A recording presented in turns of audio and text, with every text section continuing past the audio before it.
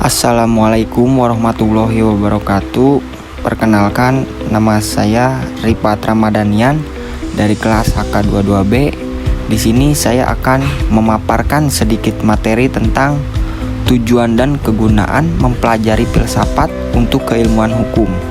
Ilmu hukum tidak hanya mempelajari aturan-aturan yang tertulis dalam undang-undang atau jurisprudensi, tetapi juga menyelami makna, tujuan, dan keadilan dari hukum itu sendiri. Disinilah filsafat memiliki peran penting.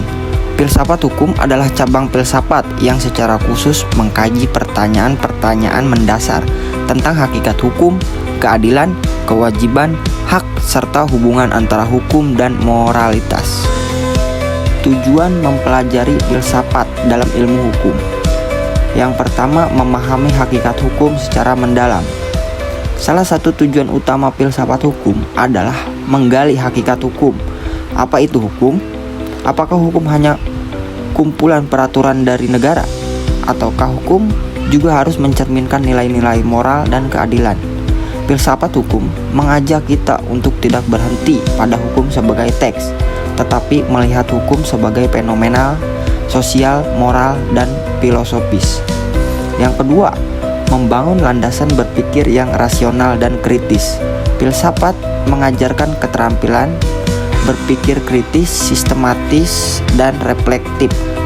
Dalam konteks hukum, hal ini penting untuk menilai secara rasional keabsahan normal hukum, mengkritis aturan hukum yang tidak adil, mengembangkan argumentasi hukum yang solid dan berbasis nilai. Selanjutnya, kegunaan filsafat untuk ilmu hukum. Yang pertama, sebagai dasar teoritis pengembangan ilmu hukum.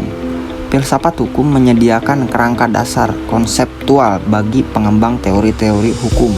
Misalnya, positivisme hukum menekankan hukum sebagai produk formal negara tanpa harus mempertimbangkan moralitas. Hukum alam menyatakan bahwa hukum harus selaras dengan prinsip keadilan dan moral yang universal. Terakhir, realisme hukum menekankan peran hakim dan praktik peradilan dalam menentukan hukum nyata. Dengan memahami berbagai teori ini, seorang sarjana hukum tidak hanya memahami apa itu isi hukum, tetapi juga mengapa hukum ini terbentuk dan bagaimana hukum seharusnya bekerja. Yang kedua, membantu menganalisis dan memecahkan masalah hukum secara etis. Dalam banyak kasus, penerapan hukum membutuhkan pertimbangan etika dan keadilan, bukan hanya teks undang-undang. Filsafat hukum membekali para akademisi dan praktisi hukum untuk mempertimbangkan aspek moral, sosial, dan kemanusiaan. Membuat kebijakan hukum, menyusun putusan pengadilan, mengkaji peraturan perundang-undangan. Yang kedua adalah menjadi alat kritik terhadap sistem dan praktik hukum. Filsafat hukum memungkinkan kita untuk mengkritis hukum yang diskriminatif, tidak mencerminkan keadilan substantif, diciptakan demi kepentingan elit atau kekuasaan. Dengan pemikiran kritis filosofis, kita bisa mendorong reformasi hukum dan menjadikan hukum sebagai alat keadilan, bukan sekedar alat kekuasaan. Terima kasih, begitu saja pemaparan materi dari saya.